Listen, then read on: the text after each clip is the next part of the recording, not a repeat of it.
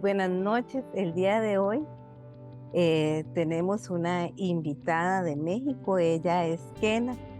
Nos trae un tema maravilloso, creo que fundamental en este proceso que llevamos de recuperación, que es el tema las heridas de la infancia y el comer compulsivo.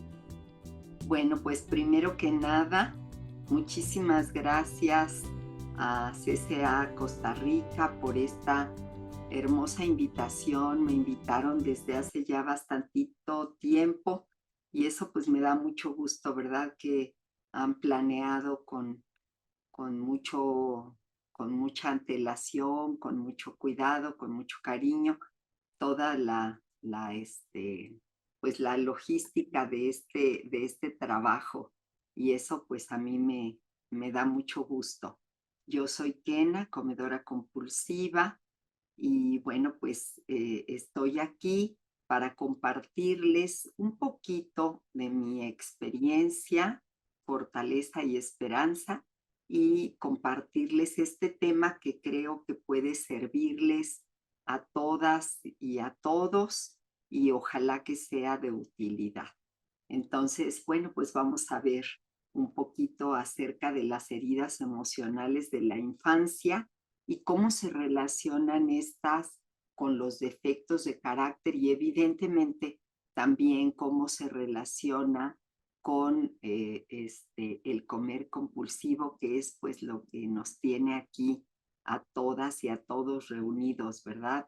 Que nos tiene aquí buscando en este programa la recuperación y bueno, evidentemente encontrando aquí en este espacio recuperación. Bueno, vamos a ver qué son las heridas emocionales. Bueno, pues las heridas emocionales son huellas psicoemocionales que han quedado como resultado de experiencias dolorosas en nuestra niñez, experiencias que sobrepasaron en algún momento nuestra capacidad de afrontamiento.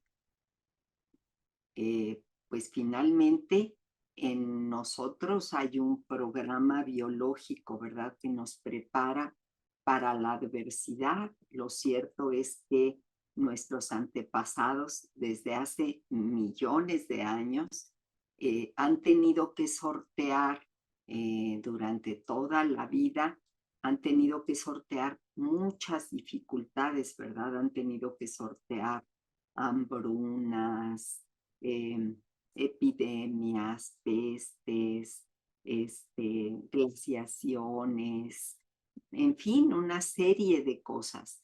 Y nosotros pues hemos ido heredando esos programas de supervivencia pues a lo largo de generaciones y generaciones. Sin embargo, hay cosas que superan nuestra capacidad para afrontar ese tipo de cosas, ¿verdad?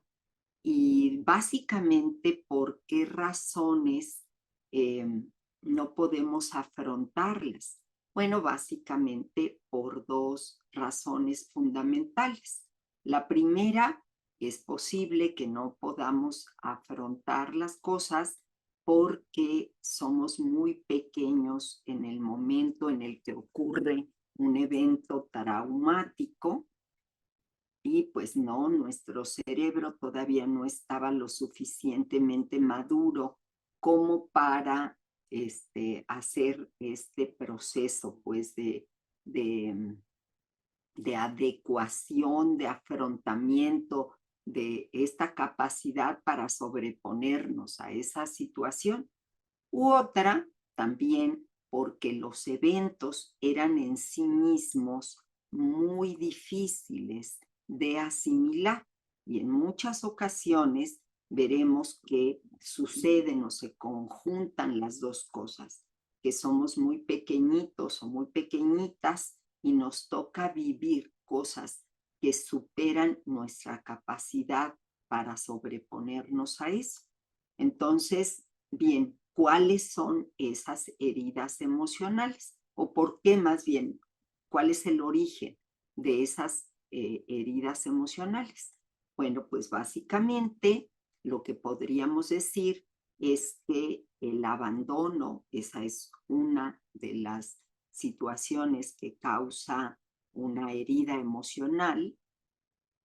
¿Por qué? Pues porque desde que somos pequeñitos buscamos sobrevivir, y entonces el abandono, cuando somos tan frágiles, porque el ser humano es un ser que nace frágil, entonces si nos abandonan real o simbólicamente, pues sufrimos y sufrimos mucho. También cuando hay abusos o negligencia en nuestra crianza, en nuestro cuidado, o cuando hay eventos traumáticos, como que pudieran ser, pues bueno, desde cosas que no están bajo el control de nuestros padres o nuestros cuidadores primarios, como podría ser, no sé, que les gusta una inundación, un terremoto, pudiera ser, no sé, la erupción de un volcán, cosas que están marcadas por la naturaleza, pero que nos causan una huella grande, importante. Pero también hay otras como un accidente, un choque, les decía hace ratito, abusos de cualquier tipo, abuso físico, abuso emocional, abuso sexual, en fin. Y entonces a veces les decía, se conjuntan los dos elementos, somos muy pequeños para afrontar algo y el evento que nos toca vivir es igualmente enorme, o sea, sí, imposible de superar o de gestionar. Muy bien. Bueno, se han estudiado que básicamente podemos tener muchos de estos factores de riesgo, ¿verdad? Entre los factores de riesgo está la violencia en la familia, por ejemplo, está también las adicciones, y bueno, pues quizá varias personas de las que están aquí hayan vivido eso, ¿no? Situaciones de adicciones de parte de alguno de los padres o de ambos o de familiares directos.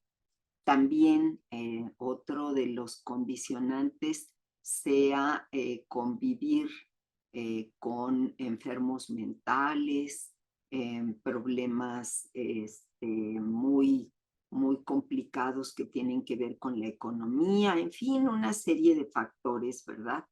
Pero aunque los factores pueden ser muchísimos, podemos englobar o clasificar 5 heridas básicas que podemos tener nosotros y que han dejado una huella.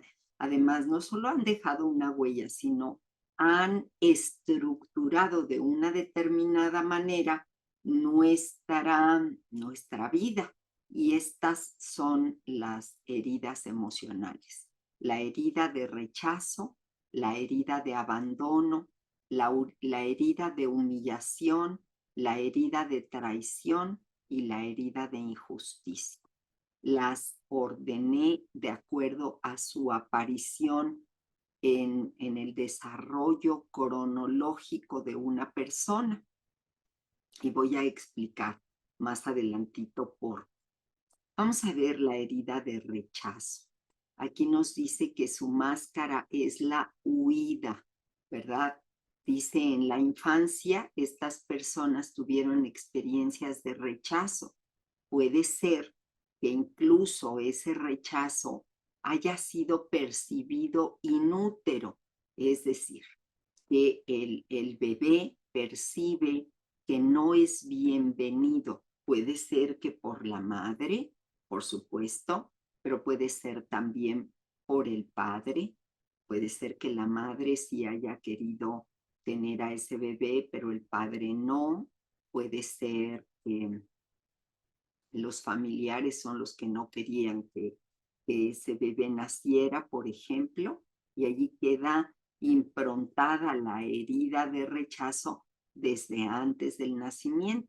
Y entonces, ¿cómo ¿Qué hace una persona que tiene una herida de rechazo? También a veces, por ejemplo, es increíble, pero a lo mejor el solo hecho de que yo haya querido un niño y o sea, y lo que tuve fue una niña o viceversa, puede hacer, ¿verdad?, que el bebé perciba eso, esa expectativa de tener un niño o una niña, de tener, no sé, un niño, no sé, con piel blanca o bonito, o qué sé yo, ¿no? O sea, desafortunadamente suceden un montón de cosas y qué es lo que le ocurre a una persona que ha percibido. Escuchen, no necesariamente es que sí pasó, o sea, también podemos encontrar que alguien, no necesariamente nuestra madre, nos haya rechazado,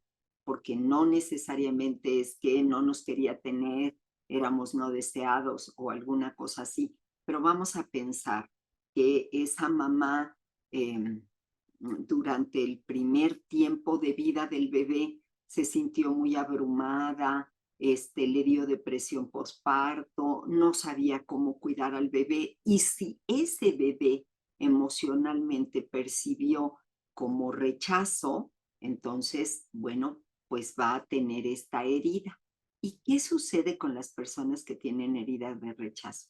Bueno, pues que intentan pasar desapercibidos, desapercibidas, se infravaloran, se anulan, como que quieren como nunca ser el centro de atención, y entonces les ocurre que quieren aislarse, se engentan, a ver, no sé si en Costa Rica digan igual, pero que se abruman ante exposiciones sociales muy fuertes, como que si hay muchas personas se sienten abrumados o abrumadas.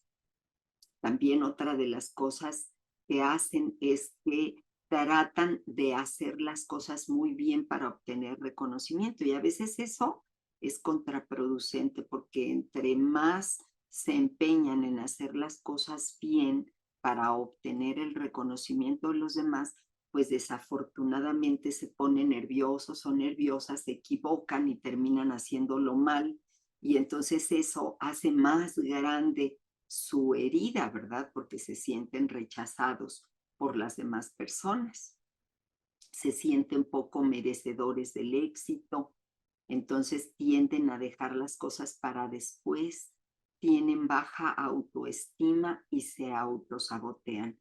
¿Qué quiere decir esto del autosabotaje? Que de alguna manera, aunque desarrollen capacidades, habilidades, talentos, hacen mucho esfuerzo por hacer las cosas bien, y cuando ya están a punto de tener el éxito que se merecen por el que han trabajado, de alguna manera malogran aquello que hacen. Y en eso consiste el autosabotaje, como una manera de castigarse para no obtener aquello que desea. Muy bien, entonces les decía, la herida de rechazo se produce, puede ser desde antes del nacimiento y durante el primer año de vida. Otra de las heridas que se construye el primer año de vida es la herida de abandono. Aquí, ¿qué ocurrió, verdad? Se dice que su máscara es la dependencia. ¿Y qué sucedió con este tipo de personas? Bueno, pues, se me pasó un poquito, me voy a regresar a la herida de rechazo, ¿verdad? Porque me parece que hay algo que es necesario mencionar. Entre como la apariencia de una persona con herida de rechazo es que pareciera tener ojos poco expresivos, sino más bien tiene un rostro como de una máscara, como si no tuviera expresión. La coloración de la piel es muy pálida, independientemente del color de la piel, ¿verdad? La tonalidad de base de la piel es como pálida, no se ruborizan, por ejemplo, no tienen gran color y bueno, pues tienden, les decía, al aislamiento y a la soledad. En el caso de la herida de abandono, estas personas tuvieron padres ausentes física o emocionalmente. Entonces se dice que también es otra de las heridas que se da en el primer año de vida del bebé y básicamente está centrado en que por alguna razón la madre o los cuidadores o el padre, lo que sea, quienes cuidan fundamentalmente al bebé, no se percataron de que ese bebé necesitaba alimento. Entonces le dejaron llorar largo tiempo, a lo mejor la mamá trabajaba, a lo mejor estaba enferma, o no estaba la madre y quien cuidaba estaba o físicamente ausente o emocionalmente ausente, distante. Entonces, pues ese hambre que se quedó allí de la primera infancia se va a convertir en un hambre desmedida, pero no solamente hambre física, ¿verdad? Podemos encontrar cualquiera de las heridas en nosotros como comedores compulsivos, cualquiera, pero aquí puede ser un hambre de, de de que los demás me den, por eso la máscara es la dependencia, porque yo quiero que me den, o sea, que me den protección, que me den cuidado, que me den dinero, que me den atenciones, que me den, que me den, que me den. Entonces es como si yo fuera un barril sin fondo. Entre más me dan, más pido. Y entonces, pues jamás me sacio. Y puede ser hambre física, ¿verdad? Puede ser, pero puede ser también hambre emocional. Son personas que tienen miedo a la soledad, entonces siempre quieren que les acompañen, que les ayuden, que les den atención, que los cuiden, hacen todo lo posible por llamar la atención. Y bueno, si tú a una persona con herida de abandono le das uno, quiere dos, si le das dos, quiere cuatro, si le das cuatro, quiere ocho, es decir, siempre quiere más de lo que se le da. Y bueno, pues se vuelven aguantadores de situaciones que son difíciles, por eso les anoto aquí que logran desarrollar relaciones codependientes, que se convierten en salvadores y cuidadores de alguien más a cambio de recibir ese mismo cuidado y atención. Entonces, bueno, pues son personas insaciables, son personas que se muestran frágiles, que siempre parece que estuvieran desvalidos. ¿Para qué? Para que alguien los salve, les dé, les procure, en fin. Luego está la herida de humillación. Su máscara es el masoquismo. ¿Qué sucedió con la persona? Ah, se me olvida otra vez, ahí voy. ¿Cómo es la apariencia de una persona con herida de abandono? Pues tiene ojos tristes, tiene una mirada como eso, como de tristeza, de desvalimiento. Y los cuerpos de estas personas pueden ser o flaquitos, así como un espagueti que tienen así huesos largos y poquito músculo, poquita carne, o puede ser también, si es que tiene sobrepeso u obesidad, que su obesidad o su sobrepeso es como así como esponjosita, pues como un osito de peluche. En el caso de la humillación, la máscara es el masoquismo, es aguanto, aguanto, aguanto. ¿Y qué sucedió? Bueno, pues que cuando era un niño o una niña, tuvo padres que lo aplastaron, le impusieron cosas y aquí lo muy, muy importante es que lo ridiculizaron, lo avergonzaron, se burlaron de él o de ella o se avergonzaron de él o de ella. Y entonces, bueno, pues cuando es adulto o adulta esta persona, va a renunciar a sus propias necesidades, va a vivir para los demás, no se va a aceptar ni se va a cuidar. Aquí fíjense que sí es el clásico gordito gracioso, porque estas personas para aguantar la humillación desarrollan una corporalidad muy grande. Entonces, sí hay sobrepeso, sí hay obesidad.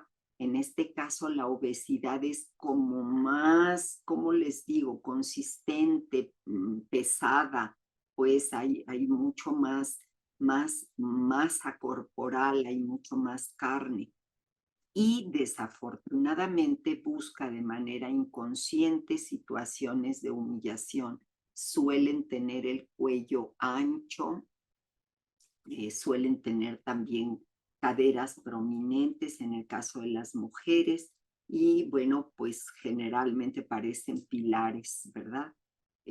Precisamente para aguantar, para resistir. Luego está la herida de traición. Aquí su máscara es el control, ¿verdad?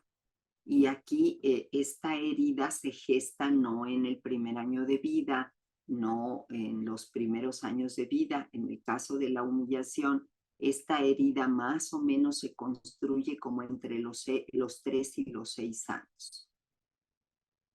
Y esta otra entre los 2 y los 4 años.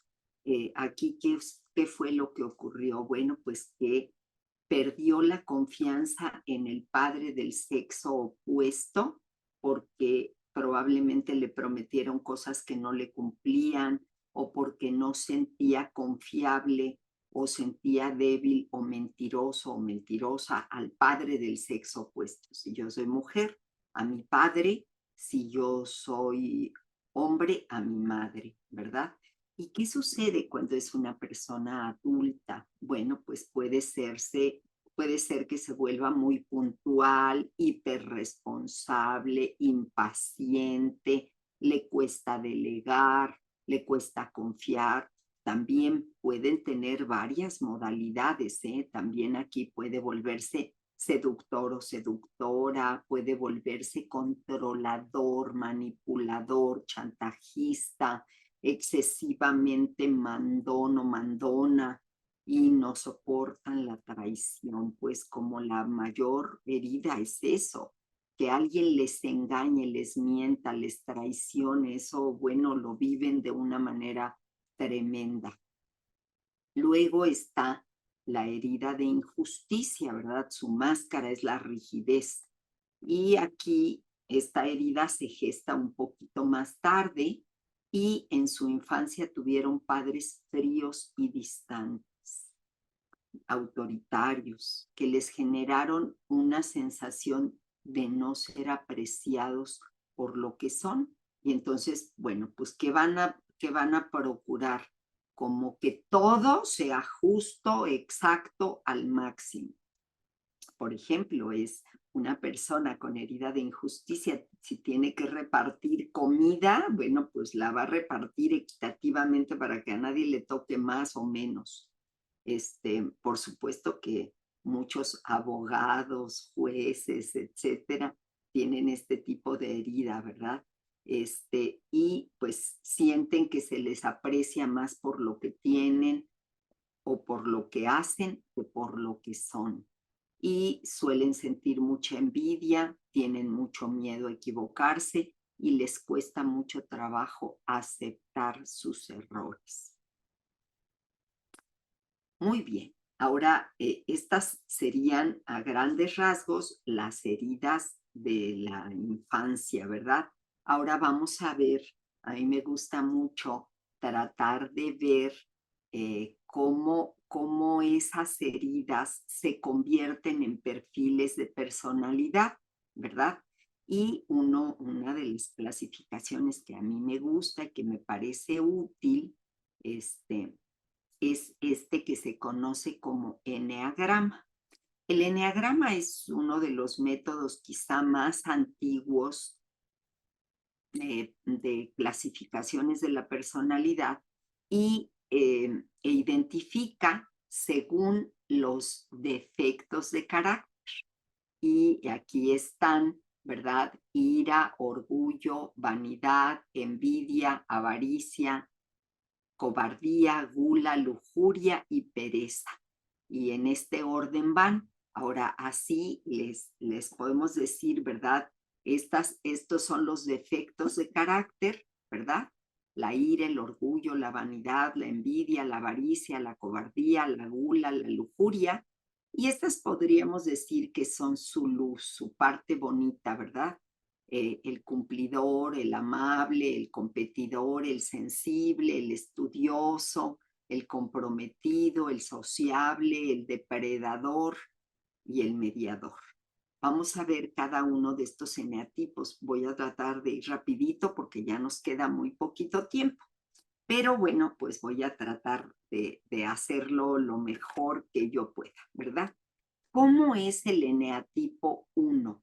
Bueno, pues en el eneatipo 1 son personas, fíjense, el eneatipo se llama ira, pero no son precisamente personas iracundas, no, no muestran su enojo, pero traen un gran enojo guardadísimo y entonces, pues ¿cómo les diría? Lo guardan, lo van reprimiendo y cuando ya no pueden más, entonces sí llegan a estallar, pero de muy fea manera, ¿verdad? Son personas autoexigentes, son muy disciplinados, muy ordenados, muy organizados, pero también así como se autoexigen, le exigen a otros, ¿verdad? Porque pues como en el fondo se sienten imperfectos y ellos quieren ser perfectos, se exigen muchísimo, son perfeccionistas, críticos, están muy preocupados por las normas, las leyes, las reglas y les decía, no manifiestan su ira porque ellos piensan que tienen que guardar la compostura todo el tiempo. Su herida es la injusticia y entonces es una de las personalidades rígidas, ¿verdad? Al igual que el 2, ahorita lo vamos a ver.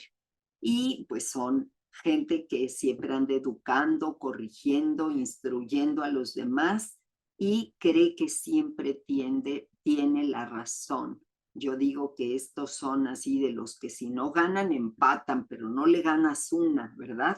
Defienden sus posturas muy rígidamente, muy intolerantes y son muy dogmáticos. Son, no sé si en Costa Rica digan igual, pero son tercos, obstinados, necios, ¿verdad? Su miedo inconsciente es que los consideren malos, mediocres, corruptos, imperfectos. Y su herida, ya les había dicho, es la injusticia. Pero lo que sucede en el fondo es que, pues como cualquier persona, tienen debilidades, tienen errores, pero entonces hagan de cuenta que los esconden bajo la alfombra, entonces pueden tener una vida doble, como parecer muy propios, muy correctos, muy buenos delante de los demás, pero por debajo de la mesa no tanto. Están preocupados por corregir los errores propios y los de otros, por mejorar. Su propia pesadilla es que se le encuentren que están mal, que tienen errores, que se equivocan. Les gusta o quieren guías claras, que les digan muy claramente cuáles son los objetivos. Les gusta seguir procedimientos, alcanzar metas, ser organizados. Y no les gusta o no quieren cambios constantes, no quieren que se violen las normas y esto es como su grave, grave problema. ¿Y cuál sería el camino espiritual? Recuerdan que aquí, bueno, pues estamos recorriendo el camino de los 12 pasos para justamente llegar a un camino espiritual, llegar a una, ¿cómo decirles? A un despertar espiritual. Y entonces ellos aquí tienen que encontrar la serenidad, reconocer que cada cosa es perfecta en sí misma, aunque sea imperfecta, aunque tenga errores. Y también, pues deben de entender que ellos tienen errores y que las otras personas también tenemos errores, cometemos errores. Y también, pues, aprender que incluso los errores tienen un propósito en nuestra vida. Vamos con el eneatipo 2, que es el orgullo. Yo quiero decirles que este es, pues, como un eneatipo que a mí me caracteriza, ¿verdad? Pues esta, esta, esta es una de las características. Si recuerdan, hace ratito que vimos las heridas, a este eneatipo le corresponde la herida de injusticia, ¿verdad? Y entonces, bueno, pues, pero tiene otra tonalidad, si se dan cuenta, otra manifestación. El eneatipo 1, que es la ira, también es rígido, es una personalidad rígida con herida de injusticia. Y el eneatipo 2 también, pero tiene una característica distinta. Las personas que tenemos este eneatipo, pues desafortunadamente, digo, no crean que me siento orgullosa, pero se los voy a compartir, ¿verdad? Buscamos ser queridas y por esa razón nos volvemos ayudadoras de los demás. Queremos ser amables, buenas personas, queremos dar a los demás, ¿verdad? Porque es muy importante ser una buena persona, porque hay una falsa creencia de que si somos buenos, generosos, amables, amorosos, serviciales, entonces nos van a querer más y que así pues seremos muy felices. Pero si esa generosidad no sale de verdad del alma, si solamente es una máscara egocéntrica, es yo ayudo, me porto amable, doy, ¿para qué? Pues para que me reconozcan, porque entonces se vuelve una generosidad egocéntrica.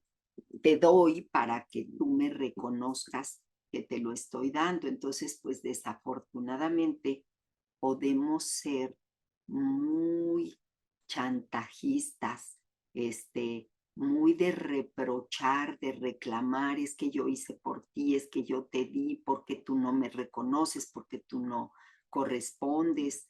Y la verdad es que eso es no solamente doloroso, sino también, pues, cansado y tremendo para los demás, ¿no? Entonces, por esa razón, nos volvemos personas orgullosas, que pues nos cuesta trabajo reconocer nuestras necesidades, nos ponemos en segundo término para, para atender a las necesidades de alguien más. Entonces, bueno, pues les decía, en su sombra, este eneatipo da para recriminar después lo que ha hecho, chantajea emocionalmente para recibir cariño y su herida es la injusticia. Bueno, pues entonces, ¿qué le ocurre al eneatipo 2? Está preocupado por las necesidades de los demás, por complacer a los demás, por ser apreciado, por mejorar. Su peor pesadilla es que los dejen de necesitar. Se sienten atraídos a personas poderosas y exitosas. Le gusta o quiere ser valioso a los ojos de los demás, ser necesitado, apreciado, reconocido, ayudador, quiere muchas oportunidades interpersonales, ha desarrollado la capacidad para ser flexible, pero también le gusta ser indispensable. ¿Qué no le gusta o qué no quiere? Que no lo aprecien. No le gusta el aislamiento, a diferencia del eneatipo de la herida de rechazo, ¿se acuerdan? En donde se quieren aislar y quieren vivir en el aislamiento, al revés. Los eneatipo 2 queremos pues, que nos miren, que convivir con los demás, etcétera, ¿no? Muchas oportunidades interpersonales. Entonces no nos gusta el aislamiento, ni tampoco que nos restrinjan en la libertad. ¿Qué se necesita una persona de eneatipo 2? Trabajar la humildad, aprender a recibir, porque los eneatipo 2 sabemos dar, pero no sabemos recibir. caminar hacia el verdadero altruismo, es decir, dar sin pedir nada a cambio, reconocer las propias necesidades. Ya les había dicho, dar sin recibir nada a cambio. Y yo creo que este programa es un espacio maravilloso para ese aprendizaje. El eneatipo 3 se llama la vanidad. Son personas que buscan el éxito y el reconocimiento por lo que se vuelven vanidosas y competitivas. Si se dan cuenta, el eneatipo 2 y el eneatipo 3 tienen un parecidito, porque buscan también reconocimiento, pero de distinta manera. Aquí los eneatipo 3 piensan que si no brillan, que si no les aplauden, que si no son reconocidos van a pasar desapercibidos. Y por esa razón se obsesionan con su imagen, ya sea física, intelectual o laboral, buscan la admiración, fingen ser lo que no son y por eso se vuelven presumidos, ambiciosos, competitivos y entonces actúan como camaleones para impresionar a los demás, pero en el fondo se sienten poca cosa, se sienten menor. Creen que su valía personal depende de su éxito, de sus logros profesionales y de su estatus. Se vuelven adictos al trabajo y aquí la herida es una herida de traición. Ahora, pues ya vimos, ¿verdad? Está preocupado por su imagen, por el éxito, por la fama. Su peor pesadilla es hacer el ridículo, pasar inadvertidos. Le gusta o quiere ser admirado, ser reconocido, triunfar, lograr éxitos. Saben hacer comentarios ácidos disfrazados de cumplidos, son calculadores, no quieren fracasar, le tienen miedo al fracaso, le tienen miedo al ridículo, a ser ignorados. Y su camino espiritual sería trabajar en ser auténticos, porque son como pura máscara, como pura fachada, en expresar genuinamente sus sentimientos y en trabajar en el amor genuino. Luego está el eneatipo 4, que es la envidia. Son personas que se sienten acomplejadas e inferiores, son egocéntricas, dramáticas, melancólicas y a menudo se comparan con los demás queriendo ser únicos y especiales, pero como no, porque pues nadie somos especiales, entonces eso les lleva a desarrollar envidia y eso les lleva a hacerse las víctimas, a ser depresivos, a sentirse incomprendidos, son hipersensibles, sienten que todos los dañan, se sienten víctimas y se las arreglan para que los demás los ayuden y les tengan lástima o compasión. Entonces se establecen relaciones dramáticas, intensas, codependientes. Aquí podemos encontrar mucho personas de este eneatipo teniendo relaciones muy destructivas con adictos, con personas manipuladores, abusivos, etcétera. Y su herida, pues, es la humillación. Recuerdan que les había dicho que en la vida adulta buscan otra vez sentirse humillados. Entonces, bueno, pues están preocupados por el fracaso, por su minusvalía, por la autoestima, temen mucho ser rechazados, desvalorizados, les gusta ser rescatados por los demás, dejar sus responsabilidades en otras personas, fundirse con los otros, hacer sentir culpables a los demás. Como son depresivos, intensos, románticos, dependientes, melancólicos, pesimistas. Aquí estas personas que tienen que desarrollar, tienen que trabajar la responsabilidad y abandonar la victimización, el papel de víctimas. ¿Por qué? Pues porque tenemos que hacernos responsables de nosotros mismos. Luego está el eneatipo 5, que es la avaricia. Son personas que les cuesta establecer contacto afectivo con los demás. Fíjense, vimos algunos emocionales, como son el 2, el 3 y el 4. Son personalidades muy emocionales. Me voy a regresar acá para que vean esto. Me regreso aquí. Fíjense, los eneatipos emocionales son el 2, el 3 y el 4. El 5, el 6 y el 7 son mentales. Y el 8, el 9 y el 1 son instintivos. Voy a continuar, ¿verdad? Entonces, ahora vamos con los mentales, ¿verdad? Este es eneatipo 5. Al revés, pues son de poco contacto emocional o físico, lo que es más que los abracen, los acaricien, los besen, les digan cariñitos, los abruma, les incomoda, son ermitaños, solitarios, fríos, son personas intelectuales estudiosas, pero son también muy tacaños, les cuesta desprenderse de algo, acumulan lo que sea, ¿verdad? Dinero, información, eh, se sintieron rechazados, puede ser que desde antes del nacimiento les aterra enfrentarse a la realidad y a la responsabilidad, y como sienten que no tienen tantos recursos o energía, se vuelven avariciosos y no quieren convidar nada. Su herida es el rechazo. Kena, te quedan 5 minutos. Muchas gracias, Susi. Aquí voy, mira, toda carrera. Muchas gracias. Están preocupados por las demandas emocionales de los demás. Su peor pesadilla es que alguien quiera muchos besos, abrazos, caricias, quedarse sin recursos materiales de cualquier tipo. Quieren ser vistos como personas inteligentes, son huidizos, intelectuales, indiferentes, apáticos. ¿Y cuál sería su camino espiritual? Que contacten con sus sentimientos y que aprendan a abrirse al amor.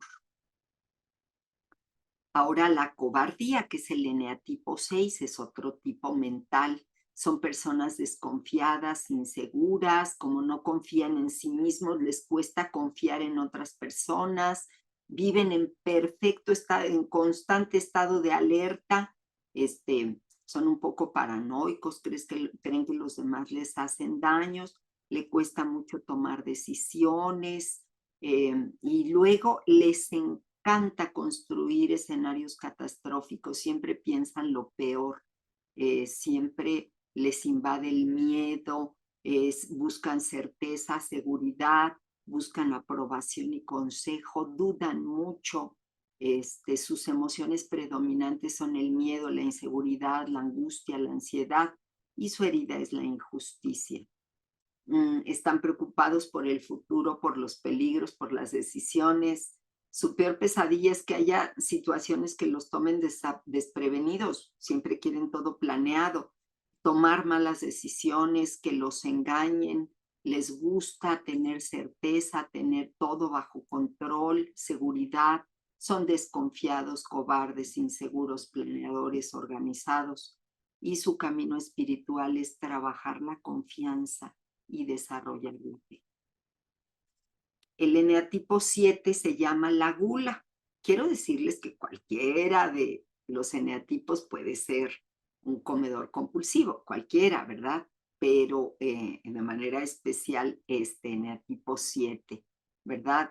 Estas personas no soportan contactar con el dolor y el vacío porque pues les da mucho miedo, entonces prefieren como hacer como aquí no pasa nada, son el alma de las fiestas, son súper alegres, buscan mucho el placer, son glotones, y bueno, ¿qué otras características? Son como mentirosos, casi nunca se enfadan, no se deprimen, pueden haber tenido infancias duras, pero siempre narran como que fueron muy felices, evaden la responsabilidad.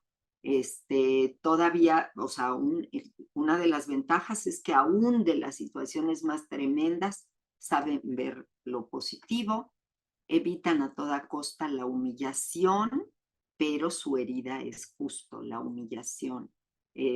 Están preocupados por evitar el dolor, evitar situaciones profundas. Su peor pesadilla es el conflicto, las situaciones humillantes, el dolor.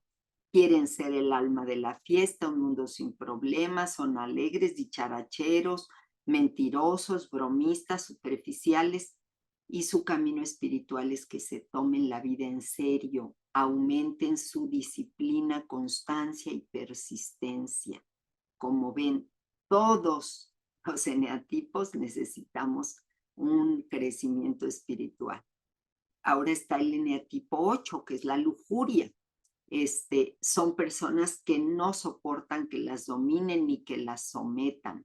Por eso se muestran fuertes, agresivos, intimidantes, tienen miedo a que les hagan daño, viven a la defensiva, reaccionan agresivamente, les gusta tener el mando y el control, no someterse a los demás, intimidan a los demás, tienen una fuerte personalidad, una mirada muy penetrante, no les gusta que les digan qué hacer, su peor pesadilla es la injusticia y no les gusta sentirse vulnerables. Se esconden entonces bajo una coraza dura, pero debajo de esa coraza son realmente tiernos y cariñosos. Son honestos, directos, francos e intimidantes. Estos sí tienen estallidos de ira y agresividad y allí pierden el control.